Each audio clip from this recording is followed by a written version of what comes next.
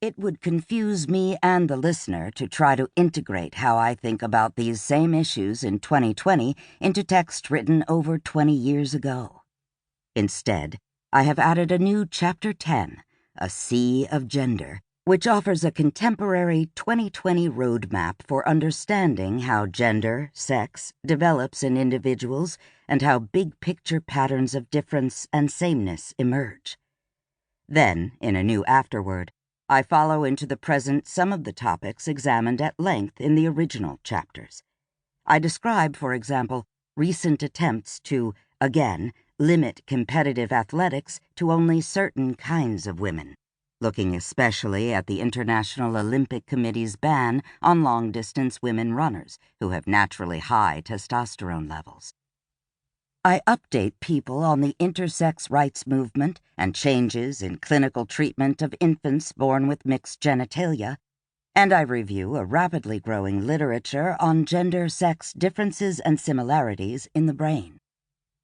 Sexing the body is a highly synthetic work, and thus most listeners, be they academicians or members of a general audience, will be unfamiliar with, and quite possibly skeptical of, at least some of the areas on which I touch.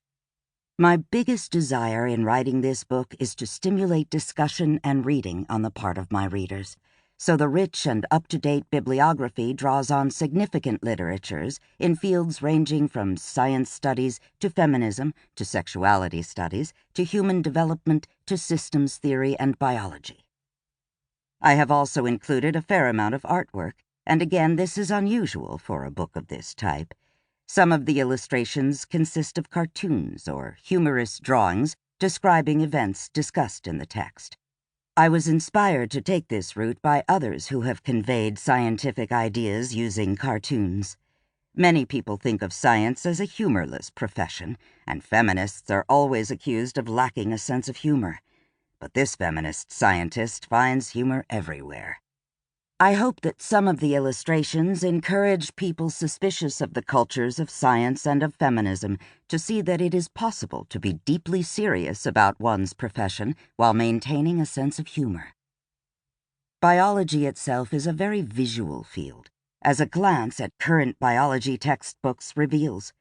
Some of my illustrations, then, are intended to convey information visually rather than verbally. In this, I am merely being true to my own academic tradition. At any rate, I encourage people to laugh if so moved, to study diagrams if he or she wishes, or to skip over the illustrations and focus on the text if that is the listener's preferred mode. Chapter 1.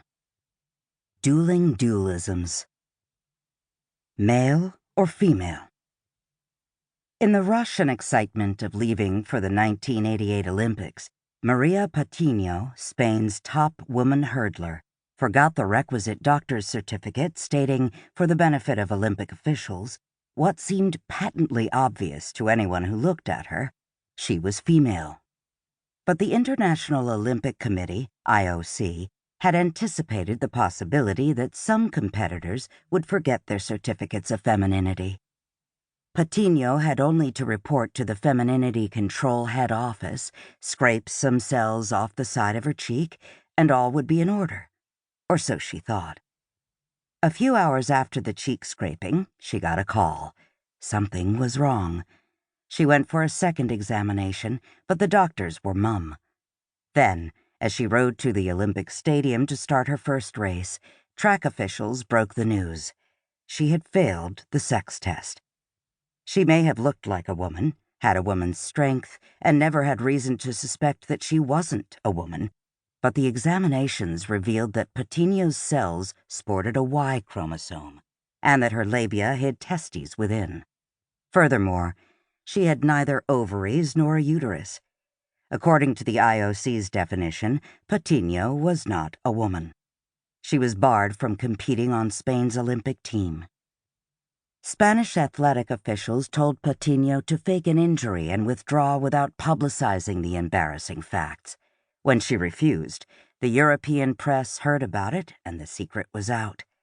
Within months after returning to Spain, Patino's life fell apart. Spanish officials stripped